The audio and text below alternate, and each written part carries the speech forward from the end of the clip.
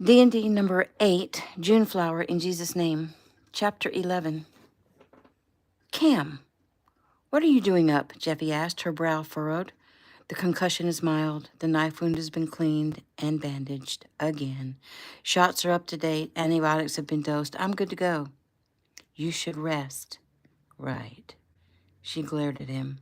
He pulled her against him and cupped her face in his hand, rubbing his thumb gently across her bruised cheek to her swollen lip. Does this hurt? He asked softly. She shook her head. No. Well, not much, anyway. I'm sorry. Why? For letting this happen to you. Cam, you can't control what others do. Yep, but I shouldn't have taken you into town that day. How could you have known that members of the LRA would be there? No one knew. It just happened. Well, I should have been more cautious. With you, overly cautious is not even enough. Stop it, Cam. You did everything right. You saved me. You saved us. She shook her head, thinking of what she'd witnessed. What? Nothing. I mean, it's just that I know you're Jason's elite, but I guess I didn't know just how bad you are. Does that bother you? Not really. It just takes some getting used to, but it doesn't bother me. You do know who raised me, right? Yes, but I also know that Grandmaster Kino and your mom are two of the kindest, gentlest people I've ever known. Yeah, they are. And what makes them kind and gentle is they understand the need for strength to be able to defend the weak in this world. They are strong and skilled and, yes, deadly. That is what allows them to be peaceful and be loving and be gentle and kind. Your strength, your skills, allows you the same luxury. Jeffy, he said softly, I hope I am always equal to the task of defending you because the world needs your wisdom. New scene. The few men around the arsenal of weapons had been neatly and quietly dispatched. Joey was glad of that. So far, everything had gone down as expected. They were divided into 3 groups. Joey and Keegan led one. Braden led the other. The SEALs did their own thing, which was only to offer support and control where necessary. They moved forward toward the barracks. At this early morning hour, the men would be sleeping, at least most of them. Joey watched as Braden's men disappeared around the corner.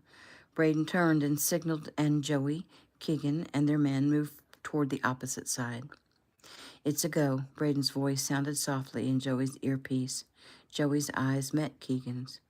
You okay? Keegan asked. Let's do this, Joey said. They burst through the doors of the barracks. The noise was deafening. Men shouting, running, and grasping for weapons became the recipe for what seemed to Joey like mass confusion. Shots rang out as Keegan took out a bad guy who'd swung his AK-47 around toward them. Across the room, Jeff Davis did the same. One of Jason's elite began yelling in Russian, explaining that they had, and it wasn't worth dying for. Most of the whole 100, some odd men in the barracks agreed, raising their hands in the air. When one mercenary reached for a gun under his bunk, Joey raised his weapon. Don't do it, Joey warned. You think you have us? The man responded in a thick accent. You have no idea who you're dealing with. Apparently, neither do you, Joey stated dryly as he moved forward and removed the weapon. The door burst open. Tristan and Caleb ushered in 6 men, one of whom was being supported by 2 of the others. Tristan threw their confiscated weapons into the pile that was growing as the elite searched the building, the bunks, and the men. They were in the mess, Tristan explained. They were trying to get to communications to get a message off to their fearless leader. Well, only one of their comrades had already beat them to it, Caleb said. And where is that comrade? Keegan asked. Caleb sighed. Well, he didn't make it. I breached the door. He fired. I had to take him out. The SEAL team helped tie up loose ends, keeping control, rounding up the prisoners who would be delivered under the jurisdiction of the UN Council on Terrorism. They searched the rest of the elaborate facility, finding several more who'd chosen to hide when the fighting went down. The entire operation took less than a trip to the grocery store. The longest time was spent waiting for the transport trucks to roll in. The prisoners were loaded onto 3 trucks. The dead were handled appropriately. Arrangements were made for American soldiers to take inventory of the weapons and arsenal and complete their transport. The entire operation went off without a hitch. That is, until the men headed back toward the rendezvous point. Moving silently, they stopped suddenly when they heard voices. Keegan raised his hand. The group readied their weapons, their eyes scanning the surrounding forest as they spread out. "Step forward and identify yourselves," Braden ordered. One of the men repeated the command in Russian. Keegan motioned silently to Tristan, and the 2 of them sank back behind their own line to circle around and come up on the other side of whomever was in their path. Joey heard the cocking of a rifle. "Last chance," he called. 4 men stepped onto the path from the cover of the trees, each with a weapon, 2 with fully automatic machine guns. Joey's face paled, but he held his weapon steady. "Put your weapons down," Braden ordered. "Now. We have superior firepower, and we like killing Americans," one answered in a thick accent. "You put yours down." "Yeah, that's not going to happen," Caleb responded, his finger lightly stroking his gun. 2 of the SEAL team stepped out from their cover, both holding a SEAL favorite, an MK-43 Mod O machine gun. "Giving you a second to reconsider," one SEAL said. At that moment, Keegan and Tristan came up silently behind the mercenaries and nodded at the SEALs. "Last chance. Drop your weapons now," the SEAL ordered. "You drop yours," one mercenary answered. "Take them," the SEAL said softly. Keegan and Tristan moved up and quickly dropped the 2 with machine guns as Joey and Braden moved forward to take out the other 2. However, one of the mercenaries turned back quickly and fired his gun before he was struck down. Grunting with the force of the bullets, Keegan went flying backwards, landing on the soft forest floor. Braden cursed as they rushed to Keegan's side. Joey, Braden, Tristan, and Caleb surrounded Keegan, rolled him on his back. Joey ripped open his shirt, bile rising in his throat as visions clouded his brain from when he himself had been shot in the chest on the courthouse steps. Pushing the memories aside, he examined Keegan. There was no blood. The vest was in place. He counted the bullets. He'd been hit 4 times. Keegan moaned as he regained consciousness.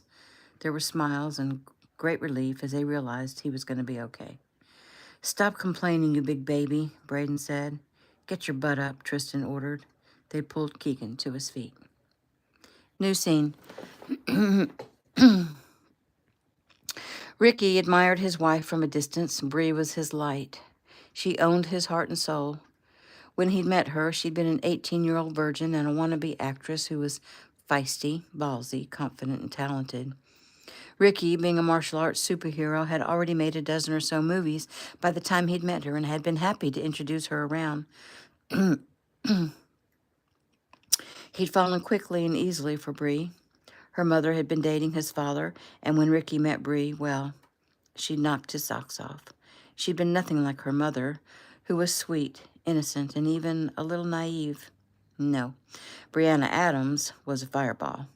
Not only that, she was not overly impressed with his movie star status. As a matter of fact, she'd wanted him to relieve her of her virginity, but not have any kind of relationship that would give him claim over her. In other words, she'd wanted to keep her freedom. Those days had been hard. Hard on his heart, hard on his ego. He was on Hollywood's A-list with a giant fan base of screaming women, yet Bree wanted no part of that. It took him 8 years to make her realize that she was in love with him, as in love with him as he was with her. He smiled at the memory. She never did anything halfway. So when she finally admitted to loving him, he received her full attention.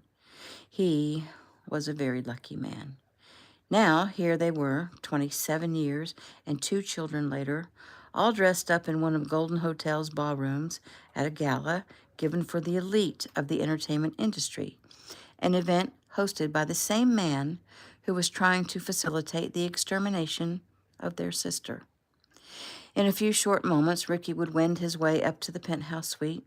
He would use a special little key card given to him by Jason to access the suite, and he would hopefully find Loxall's computer, from which he would quickly download its contents onto a tiny external hard drive. All this while Toby Nash kept a close eye on Bree. The raid in Kazakhstan should be taking place about the same time. If Eklon Loxall receives word of it, he will try to leave the country quickly. Ricky intended to keep that from happening. As far as he was concerned, Loxall was funding terrorism, and he would be brought to justice. Ricky scanned the crowd of Grammy, Tony, and Oscar-winning artists, searching for their hosts. He found him in a corner, surrounded by a large group, toasting one of the music industry's biggest stars. The gall of this man funding a hit on Jeffy Kino while parading around hobnobbing with Hollywood elite, pretending to be some kind of philanthropist, made Ricky want to punch the man right in the mouth. Ricky tried to keep those feelings in check. As it turned out, Jason had been able to infiltrate the wait staff for the event with Ameritech agents and tried to get Ricky and Bree to change their minds and just stay home. But no way was Ricky going to back down and hide from this punk while someone else did the work when he could do it himself. He didn't have it in him. Ricky's eyes moved back to his wife. Bree glanced up from the crowd that had gathered around her and smiled at him. He winked at her. She blew him a kiss. He glanced at his watch and then at Toby, who stood next to wife Caroline. Toby nodded and Ricky was off. Toby and Caroline immediately moved in closer to Bree. In their briefing with Jason, they'd learned that this event could very well be Loxall's attempt to pull a few Kinos away from their bodyguards and have them vulnerable. If Loxall was able to kidnap Bree or Ricky, and Juneflower would come running to the rescue, giving herself up to save them. Thankfully, Toby wasn't all alone in trying to protect Bree, since Ameritech agents were present. Still, there were only a few of the agents, and they couldn't be everywhere. Toby would make sure no one got close to Bree. Meanwhile, Ricky stepped off the service elevator on the 42nd floor, moved to the door, and held his breath while he tried the key card. He blew it out again when the tiny light flashed green. Silently, he opened the door and slipped inside. Any number of people downstairs at the gala would notify him if Loxall excused himself from the crowd. With guests like Paul McCartney and Tom Cruise, though, Ricky didn't think that would happen. Quickly, Ricky checked the entire suite to make sure he was alone. Loxall's computer was easily found as it sat open on the desk. Ricky wasted no time, fired it up, plugged in the external hard drive, and began the transfer. While he waited for the upload to complete, he went to one of the bedrooms and rifled through some drawers, finding a 1911 nickel-plated handgun with pearl grips, loaded. He removed the bullets and pocketed them before he returned the gun to its place and headed back out to the desk. As Ricky waited for all the files to download, his phone went off. "Yeah," Ricky said. "You're going to have company in about 1 minute, so get out of there," Jason said. "Loxall?" "No. His right-hand man and a few others. The raid went down. One guy got a message off to Loxall. The guys who've been circling Bree tried to get close to her, headed upstairs immediately, presumably to grab stuff and go. Now get out. It's almost done. They don't know I'm here, right? They lost track of you, though they may not be surprised to find you there, and I'd rather that not happen, so take what you've got and get out, Ricky." "Will do." He pocketed his phone and looked at the computer. The download was 90% complete. Just another few seconds, he thought. He glanced at his watch and waited about 10 seconds, decided he couldn't wait any longer, removed the flash drive, and was headed out when the door to the suite opened. A man whom, to Ricky, looked like a very proper English butler, stepped into the room. The man quickly pulled a .357 Magnum and pointed it at Ricky's chest. Behind the butler-looking dude were 3 more, only they had more of a thug-type look going for them. 2 of the 3 also held guns. The one without had only a smile and a set of beefy fists. Ricky held his hands up. "Whoa, now, fellas. It appears you caught me red-handed." It appears so, the butler agreed. This could be a very sticky situation that will cause some unwanted publicity, don't you think? Look around. As you can see, nothing is disturbed, nothing is missing, so if you'll excuse me, I'll just get back to the party. I don't think so, the butler said dryly. Then what is your purpose? Ricky asked. Then what is it you propose? Ricky asked. I propose you have a seat over there, he said, gesturing with his gun toward the settee. Place your hands behind your back, and Al-Anon here will will secure you. And then, Ricky asked, and then we will be transporting you to a more secure facility. For a ransom? That is none of your business. Who are you anyway? Ricky asked. The man smiled and gave a slight bow. I'm pretty sure you already know who I am. I am the head of Mr. Loxall's personal security. Ricky frowned. So, I guess we can let all pretenses drop. You realize that we know it's your boss who's been trying to take my sister out of the picture, and now he's trying to take me? He's willing to get the negative publicity that Ricky Keno disappeared during his little spectacular? Well, all hell's about to break loose anyway. We had no doubt that one of the men captured in Uganda would talk, and that there was a possibility that you would know who's trying to get rid of Dr. Keno. Add that to the fact that you accepted the invitation to the gala. We thought it was a possibility you may try something. Something? An assault on Mr. Loxall's person, perhaps, the butler guy said. Well, you were wrong about that. I had no intention of assaulting Loxall. Regardless of your intentions, Mr. Keno, the truth is, you've presented yourself to us and may be our ticket out of the country. Now, you will have a seat. I'd rather not, Ricky quipped. You do realize we have guns and you are sorely outnumbered. Ricky shrugged. Well, if you shoot me, you have nothing with which to bargain. Still, even without the guns, there are 4 of us. Well, I don't see that as bad odds. Surely you boast. That remains to be seen. You are being tedious. Ricky laughed. Well, please accept my apologies. The butler sighed loudly. Secure him, he ordered. Ricky spun, kicked, spun, punched, blocked, and delivered near-lethal blows. Within seconds, he'd taken out the other 2 with guns and now stood face to face with the smiling big guy. The big guy didn't want to go down quite so easily. Ricky had to work at him, finally going for his knees and then his eyes, and just as the tree fell, a shot rang out, and Ricky stumbled back, grabbing his leg. Grimacing, he looked up at the butler. You just made a mistake. The butler moved forward, a snide smile on his face. I grazed you. I doubt you'll die from it. You may, though, Ricky said quickly, as the guy made the mistake of coming within his reach. Ricky's hand shot out, grabbed the man by the front of his tight little bow tie and jerked him down. His forehead smacked the floor with a thud. He gave a soft moan before he went still. Ricky collected guns, straightened his clothes, checked his pocket to make sure the hard drive was still there, and bent over to examine his thigh. He mumbled a soft curse before he smiled. He hadn't seen action outside of the practice ring in a long while. It felt good to know he still had it. His phone went off again. Yep. You made it out? Nope. Okay, well, you want to fill me in, please? 4 bad guys down, and I've been shot in the leg, but I'm okay. A sigh from Jason before he spoke. The place is being readied right now. Can you make it downstairs, or do I need to send help? I can make it. Headed down now, but you'll need to have them gather up the mess up here. Back downstairs, Bree ran to him the minute she saw him step off the elevator, throwing her arms around him. Oh, Ricky, I'm so glad to see you. She raised up and kissed him long and hard. He pulled her away, smiling down at her gorgeous face. Ditto. Toby?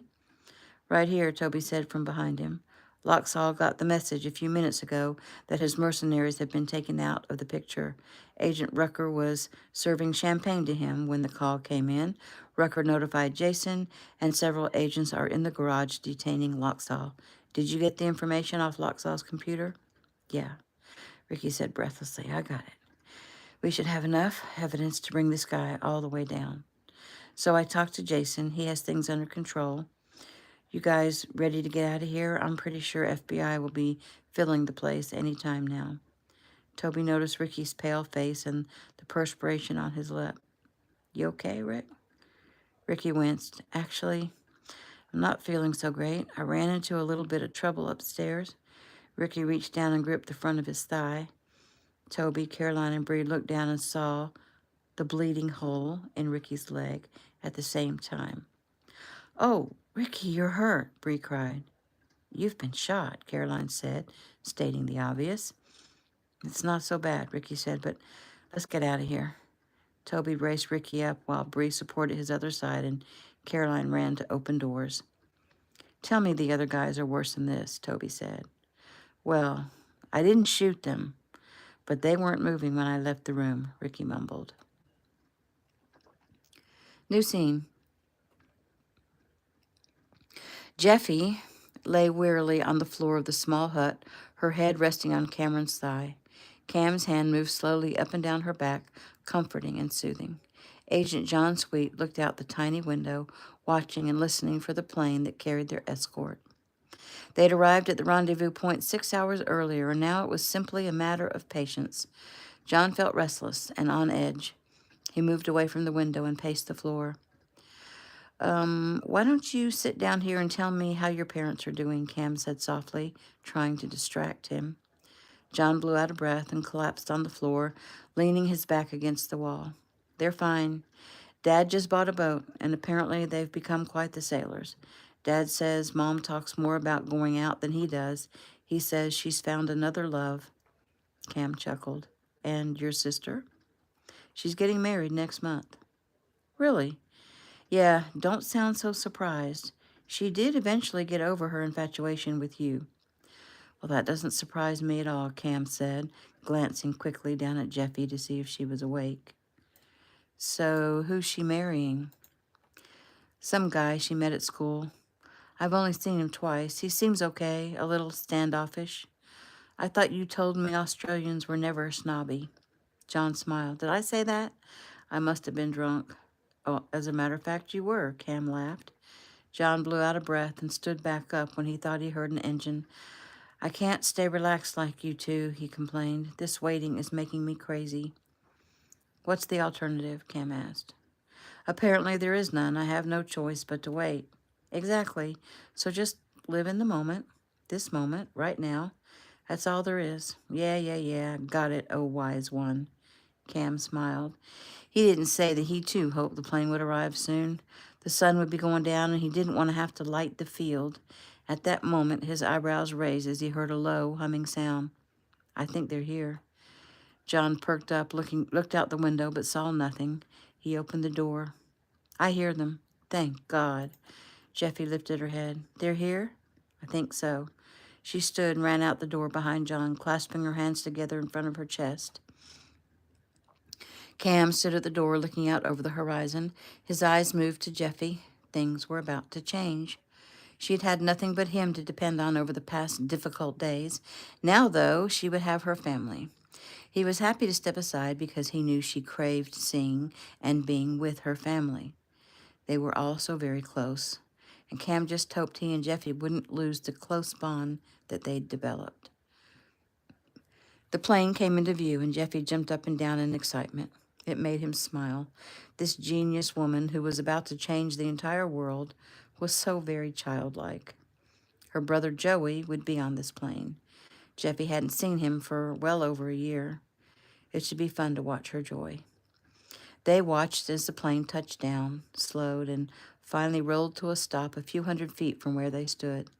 The doors opened, and several men in full military regalia jumped out, securing the area. Cam and John had made several full sweeps of the area over the past 6 hours, but understood there was no taking chances.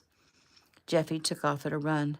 One of the men threw down his rifle, jerked off his helmet, and opened his arms, a huge grin on his face.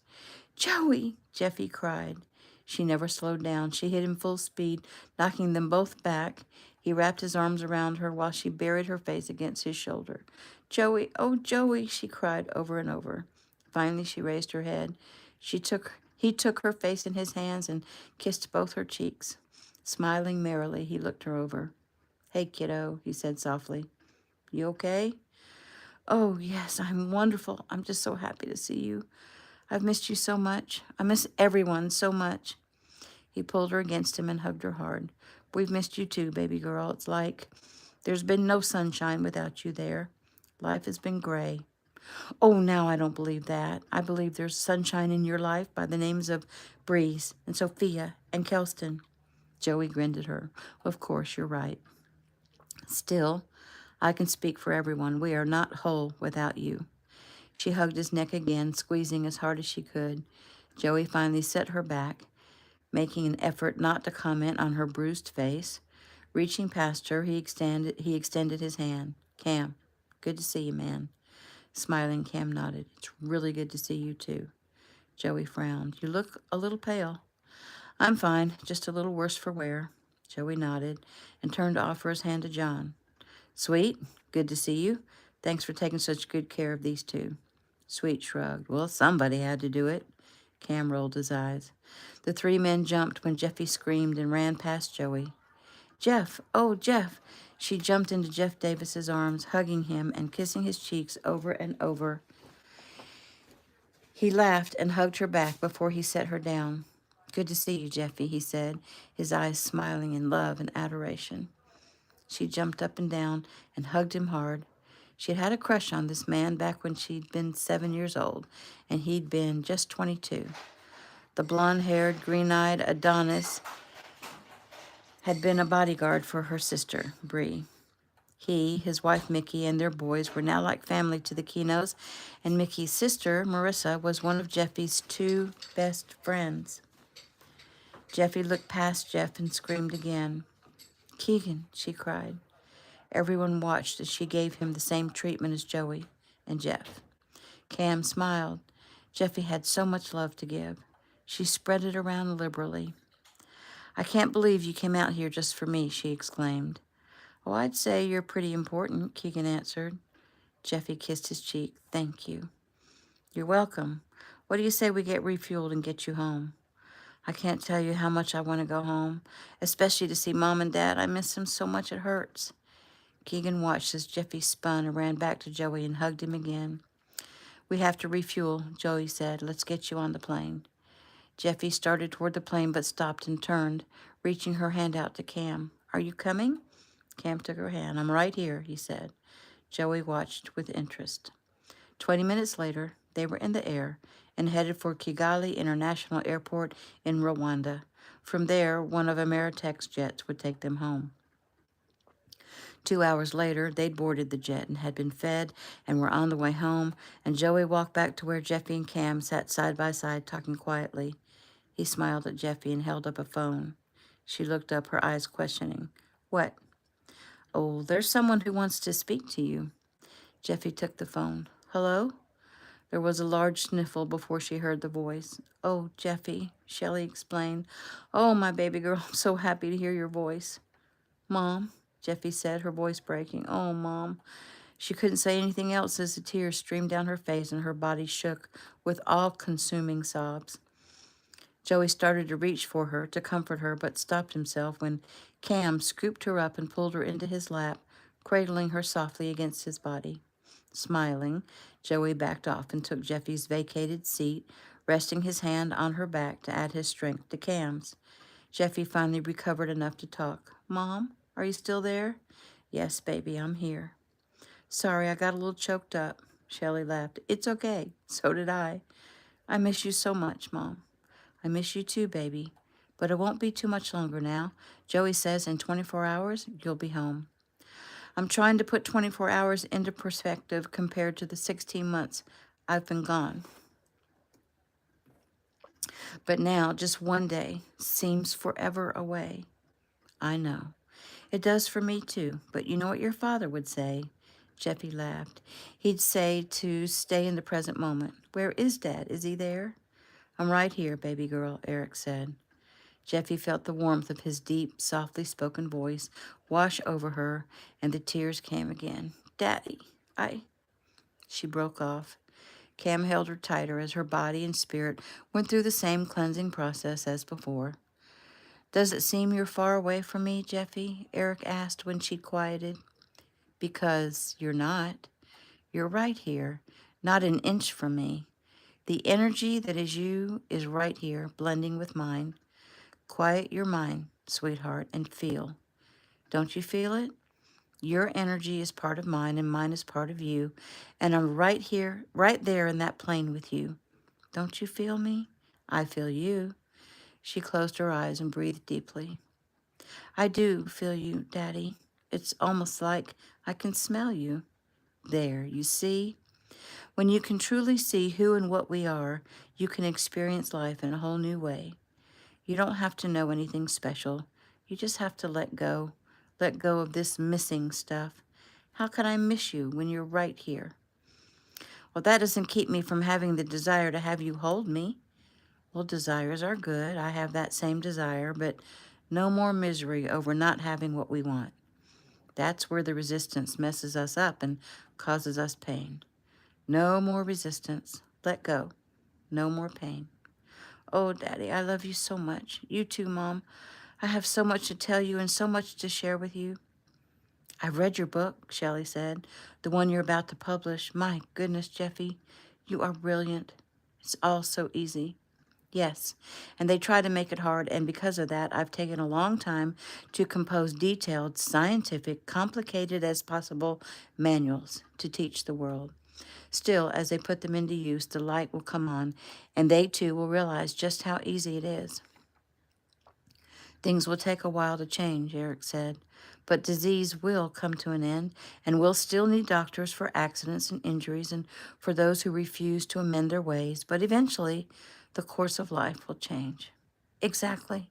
It will be gradual, so I don't know why these people are trying to stop me. The economy will not crash. It will change. Change is good. I've listed in my manuals all the ways investments, companies, focuses can be switched to encompass the new directions. I'm so proud of you, Shelley said. Thanks, Mom. So where are you? It sounds like I heard a paging system in the background. Actually, we're at the hospital. Hospital? Why? Now, don't go getting all worried, but Ricky was shot in the leg.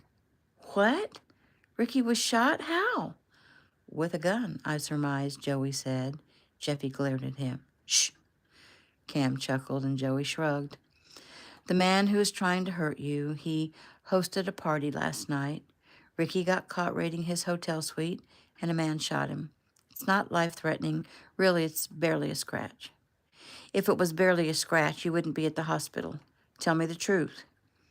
Well, I don't want you to worry, but he was shot in his thigh. The bullet has been removed, minimal damage. He'll be okay. Jeffy blew out a breath and shook her head. I've lost all track of time. What time is it there? It's noon. He was shot about 7 last night. We were here when he came out of the surgery. He's fine. They removed the bullet and repaired the muscle that was torn. Bree's in with him right now, and they're going to release him soon. Well, I'm glad he's okay. I'm so sorry he was hurt. Tell him I love him. Tell everyone. I will, baby girl. So I'll see you tomorrow at noon, right? Yes, sweetie. That gives me just enough time to organize everyone at the house into helping with a giant coming home party. Everyone at the house? Yeah, you won't believe who all is staying with us. We have a house full. The Tanners, the Apples, the Stewarts, the Davises, and of course, everyone in our family. Jeffy laughed out loud. Oh, I'm so excited. I can't wait. Yes, you can, her father reiterated. Gotcha, Dad. Well, I guess I'd better let you go. I love you both so much. We both love you too, Jeffy. See you soon, darling, Shelley said. Bye, baby girl, Eric added. Jeffy ended the call. She handed the phone to Joey. Thank you, Joey. He took the phone and rose and leaned over and kissed her cheek. You're welcome. Jeffy squirmed around on Cam's lap so that she could see his face. And thank you, Cam. For what? For bringing me home to my family. You kept promising you would, and now I'm on my way. You don't have to thank me. She smiled at him and placed her hand on his cheek and looked into his eyes. Her smile turned into a frown. You're sad. He pulled her hand away. Stop that. I'm sorry, I didn't mean to intrude. It just jumped out at me. Her brow creased. I thought you could keep me out of your head. Yeah, me too. I guess I let myself open to you when you were crying a few minutes ago. She sighed. So, why are you so unhappy? I'm not. Cam, please be honest with me. I promise to always be honest with you, Jeffy. I'm not unhappy. I may be feeling a little concerned. Concerned? About me? About things between us changing once you get back into the arms of your family. Oh, so you think I won't need you anymore? Well, you make it seem rather silly, don't you? But yeah, I guess that's the simple way to put it. She sat up and straddled his waist and placed her hands on either side of his face. Cameron Wallace, I love you. I believe I will love you forever. And if I didn't love you, then your leaving me wouldn't have hurt me so badly, or I would have at least gotten over it. I never got over it, Cam, because you have my heart. He grabbed her hands and kissed both her palms and placed them over his heart. Then marry me. Her jaw dropped, her eyes opened wide. What? Marry me, Juneflower Kino. Cam, don't you think you're rushing it a little? Maybe. I mean, we just got back together and life has been a little crazy. I haven't even made it home yet. Yeah, I get all that. Still, you just said you love me and you will always love me. And I feel the same about you. So, to me, marriage is the next logical step. Marry me. Jeffy frowned and sighed. I can't talk about this right now. He blew out a breath and finally nodded his head. I get it. Take all the time you need. Are you angry? Nope. I'm sorry. Me too. Well, try to understand where I'm coming from. I just need some time. Can you give me some time? Do I have a choice? Always. Well, the alternative would be to stop seeing you, and I don't want to be away from you anymore. Well, that's a relief, because I don't want to be away from you either. She stroked his wrinkled brow. Don't stress, Cam. Please, don't let this change how we feel about each other.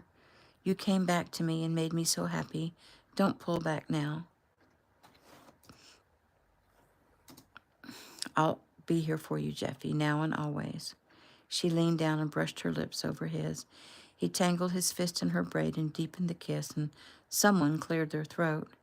Jeffy and Cam broke apart, looking around the jet cabin. 8 hardened men smiled at them. I'd tell you to get a room, Joey said, but there's not one to be had. Oh, they could go inside the John and become members of the Mile High Club, John Sweet suggested. Geez, John, Jeff complained. You know that's my little sister, Joey added. John shrugged with a smile. Sorry, just saying. New scene. Kimmy Lee knelt beside her friend on the dirty bed in the dirty apartment in New York City. I don't care what you say, Marissa. You're going to sober up enough to get on that plane. We're going to clean you up, and you're going to be there when Jeffy and Cam get home tomorrow. And then we're going to do what we have to do to get you right. I don't want to see Jeffy or Cam. I don't want to see anyone. I just want you to leave me alone. Kimmy looked over at Jensen. Will you help me get her into the shower? I'll do anything you need me to do, Jensen said. Still, Kimmy, maybe you should give her sister a call. I thought about it, but Mickey's all worried about Jeff right now and is trying to take care of those 2 rowdy boys, and I didn't want her to have to worry about Rissa too, at least not until we get her back close enough for Mickey to do something about it. All her time is taken up by my nephews, Marissa said, her words slurring badly. Mickey doesn't have time for me. Oh, wow, Kimmy answered. I will not buy into that woe is me thing you got going on. All this is over that stupid guy. You will sober up and come home, and if you have deeper issues, you will get help. Now get yourself up and into the bathroom. Marissa merely shook her head as tears ran down her face. Kimmy motioned to Jensen to come over and help. Between the two of them, they were able to get her into the shower. Kimmy began undressing Marissa, and luckily she didn't fight. Jensen left Kimmy to take care of that. Out in the bedroom, he took out his cell and checked in with Kimmy's dad. Yes, sir, we found her, but she's a mess. It looks like she's been on a week-long binge. She's got some bruises on her face and legs. If I were a cop, the first thing I'd think is that she'd been beaten and raped. But Kimmy thinks this is all about her breaking up with some boyfriend. Only Marissa won't tell us anything about the guy other than he doesn't want her and he doesn't love her. All right, just get her home. We can't help her out there. She needs to be around people who love her. Will do. Keep them both safe, Jensen. Yes, sir, I got this. Thank you, Agent Deal. My pleasure, sir. New scene. Excellent. Excellent? Payne Lance questioned. Yes, of course. She's safe now. Loxall has been shut down quite effectively, I must say. Those Kinos, they don't do anything halfway. I think that honor would better go to Jason Lee and his Ameritech. Dr. Black nodded. Yes, whatever. Important thing is she's on her way back to this country, which puts her close by. And you think it will somehow now be easier to grab her than it was a year and a half ago? Dr. Black blew out a frustrated breath. Payne, you have to learn to see the larger picture. I'm listening. She's on her way home. As you reported, the entire group, her family and friends, are leaving to meet her at Ameritech's private airstrip. Yeah? Well, I'm going to need some of your best men, Payne. 10, I think.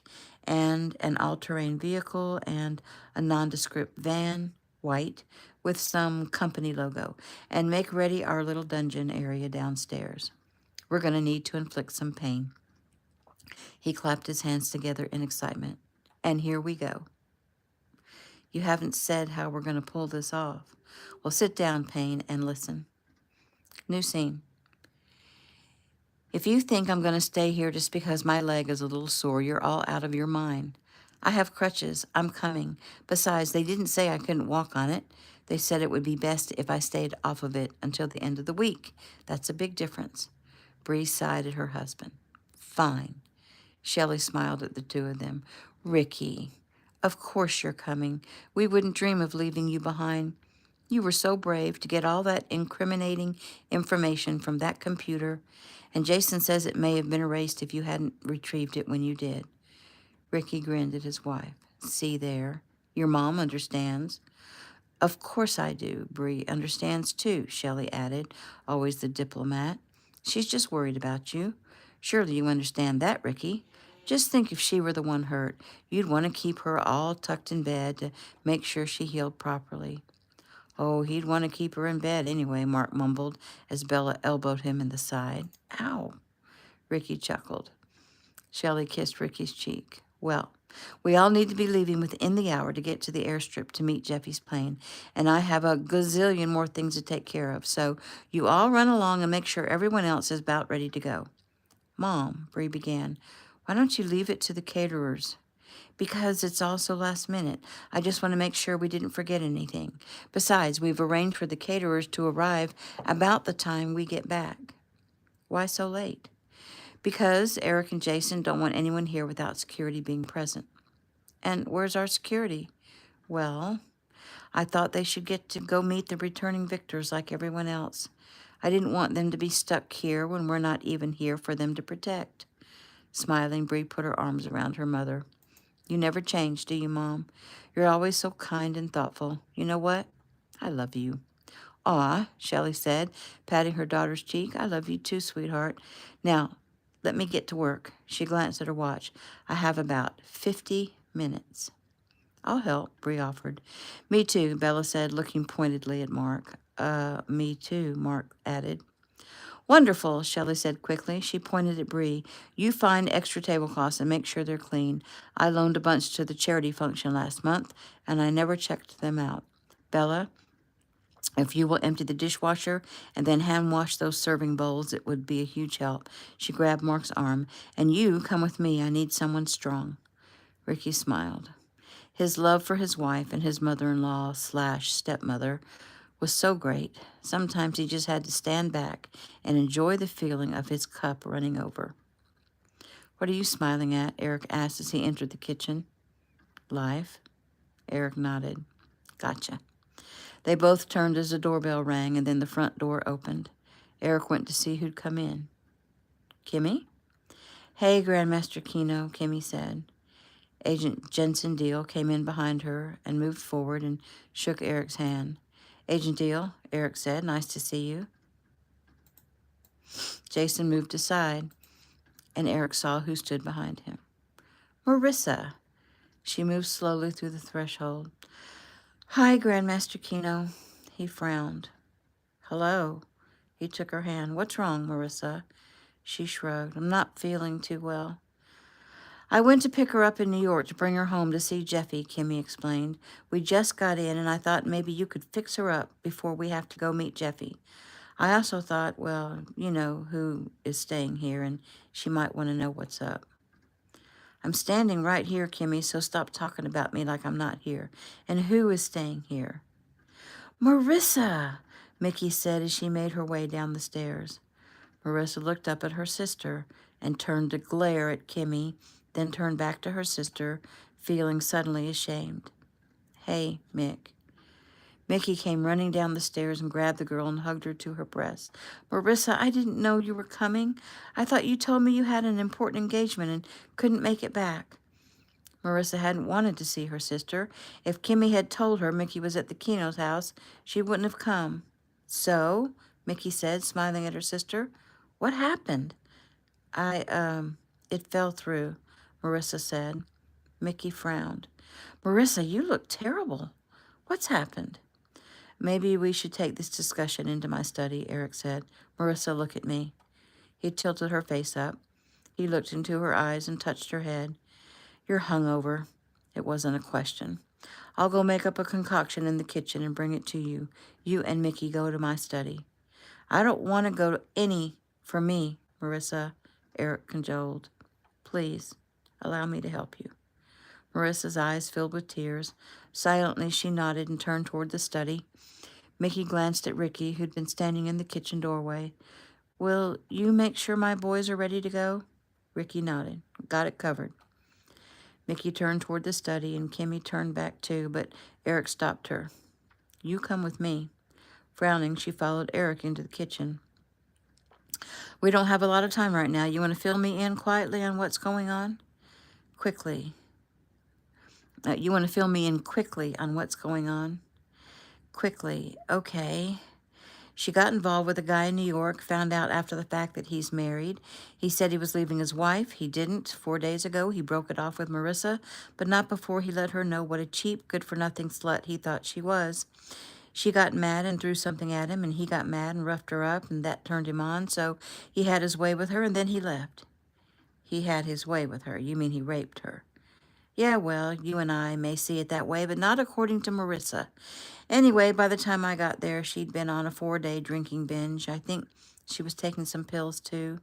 She kept saying she was just like her mother. Eric sighed as he placed a cup of his famous herbal concoction on a tray. Marissa's mother had been in a mental facility and passed just the past year from pneumonia. She'd been addicted to prescription meds for over 20 years. Some of that was bound to rub off on Marissa, who'd been given to her half-sister Mickey to raise when she was just 15. I just couldn't let her leave her out. I just couldn't let her be out there suffering all alone, so Jensen accompanied me out to New York to bring her home. Well, you're a good friend, Kimmy, Eric said, to both Marissa and Jeffy. Just fix her, Kimmy said. I mean, you can, right? With God, all things are possible, Eric assured her. He added some fruit and some protein to the tray and lifted it. Tell my wife where I am. Kimmy nodded. Will do. Ricky chatted quietly with Jensen, getting the details from him. They both decided that it would be best to be around when Jeff was told what had happened to his sister-in-law. They wouldn't put it past him to go hunt the man down. Come on, Ricky finally said. I need help rounding up those Davis boys, the little hellions, Ricky mumbled. 30 minutes later, the huge crowd that occupied the Keno home was making their way out the front door to the 2 waiting limos Eric had hired to take the majority of the group. And since there were so many out-of-towners who didn't have their own vehicles with them, the airstrip was about an hour's drive, depending on traffic. Kimmy and Jensen took Jensen's sports car. Bree drove Ricky in their SUV. Mark drove Bella, Bree, Sophia, and both babies. Eric and Shelley would take their own vehicle as well to make sure that there was enough room for all those they were retrieving from the plane. The Apples, the Tanners, and Toby and Caroline Smith rode in one limo. Even though Chaz had rented a vehicle when they got into town, he, Lisa, and Maddie chose to ride in the limo with their friends. In the other limo, it was mostly kids: Jacob Apple, young Eric, Taylor, Jojo, Logan, Lena Stewart, and Gabriel Tanner, along with Mickey, Jeremy, and Daniel Davis, and last but not least, Marissa Daly, looking a little better than she'd been an hour before. Shelley, "We need to leave, my love," Eric called as he headed to answer the knock at the front door. Agent Carson stood at the door. "I've pulled your car around for you, sir." "Thank you, Greg," Eric said. "I appreciate it. You go ahead. We're right behind you. I just have to find my wife." "Yes, well, I believe she was hanging lanterns out on the back deck on my last round." "Lanterns," Eric laughed. "Of course. Would you like me to wait?" "No, like I said, we're right behind you." Eric watched as Agent Carson joined his partner, Agent Dawson, in their vehicle and sped toward the gate. Turning, he headed to the back deck. "Sweetheart," he said from the dining room door, "I promise I'll do that when we get back." She turned and sighed. "Okay. Is it time to leave?" "Yes, everyone else has gone." "Oh, are we late?" "Not yet, but we need to get on the road." She glanced around one more time. "It's just that I wanted everything to be perfect when she gets home." "Being home will make it perfect." Shelley came to him and wrapped her arms around his waist. "Do you hear that?" "What?" "Silence. I thought you liked having everyone at the house." "Oh, I do. I love it. But I also remember when it's been just you and me." "Well, the last time I remember it being just you and me was way back when I first met you and the boys were away with their father. I'll never forget that year." "Me neither," he said softly, before he bent and kissed her tenderly. Eric nuzzled her just below her ear. "We could make up time. I can drive fast." "We could make up time. I can drive fast." "Are you speaking about the car or something else?" Eric laughed, but looked into her eyes to see if she was serious about a quick fling. Because if she was, he was absolutely willing to accommodate her. She must have read his question, because she answered it with her next breath. "I don't want to be late. Besides, I'm too old to even be considering this." "Age is irrelevant, my love," Eric assured her. He looked her over. Other than her hair turning slightly gray, she didn't look any different than she'd ever looked. She had no wrinkles except for a few soft laugh lines in the corners of her eyes. Her large brown eyes were bright and youthful. She wore her thick curly hair, and a little different now. It had been cut to just below shoulder length. Today, she wore a crisp yellow tailored blouse with white slacks and white tennis shoes, casual and fresh, as usual, he thought. "Have I told you today," he continued, "that you look absolutely beautiful?" "No, not today," she answered. "Well, remind me to do that when we get back." She giggled. "Will do." His head jerked up as something caught his eye. "What?"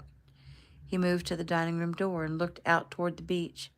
"I thought I saw something." Shelley waited while he stood there another few minutes. "So?" she finally asked. "I guess it was just sunlight flashing on the water. I'm going to just check for a minute. You go ahead and get in the car. It's out front." "Okay, but don't be too long." He nodded, and Shelley headed for the front door. Eric walked out on the deck, then down to the pool and looked around. Nothing. However, his sixth sense was going off big time. No more messing around. He needed to get Shelley away from here. He headed back in. "I thought you were going to get in the car," he said as she came toward him. "I thought you said the car was out front," she said back, mimicking him playfully. "What?" The car, it's not out front. He grabbed her arm. Baby, go downstairs into the weapons room, lock the door, and call for help. Her face paled. Eric? Too late for that, a male voice said. As he came around the corner of the living room, 5 men appeared just behind Shelley. Eric, Shelley cried, pointing behind him. Trapped. Eric spun into action. His elbow crashed into the face of the closest man behind him. When he turned, he was surprised to see a total of 5 more. He fought, giving as good as he got. Meantime, Shelley, too, was fighting, doing her best to defend herself against the 5 men who'd apparently come through the front door. Eric heard Shelley grunt as the man who'd spoken connected with her jaw. She landed on her back in the kitchen. Eric reached for her, hoping to place her at his back and defend her as long as he could, but he couldn't get to her. He worked his way into the kitchen, hoping to be able to grab a knife. Spinning, he kicked the closest one to him in the head, and the man went down.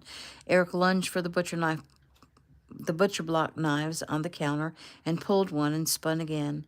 A man cried out and staggered back, holding his hand to his neck. Eric tossed the knife back and forth in his hands, waiting for the next attacker. But before he continued with his plan to kill them all if he had to, he heard a groan. Shelley slammed face down onto the kitchen floor and didn't move. The man who'd hit her pulled her head up by her hair and held a gun to her temple. I suggest you put the knife down if you want her to live. When Eric hesitated, the man spoke again. I only need 1 hostage. I don't mind killing her.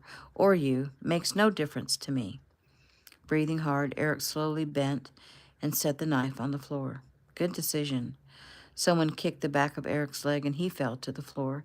He allowed them to cuff him. He watched as one of the men hefted Shelley over his shoulder and headed out the dining room doors. 2 more pulled him to his feet and led him out the same direction. This is why the feeling of dread had been so strong. It wasn't about Jeffy or one of the other children. It was about Shelley and himself, he realized. And he also realized that this was not going to be pleasant. His heart ached for what he knew his sweet wife was about to go through, and for Jeffy, who'd waited so long to be reunited with her family. Damn. And that is the end of chapter 11.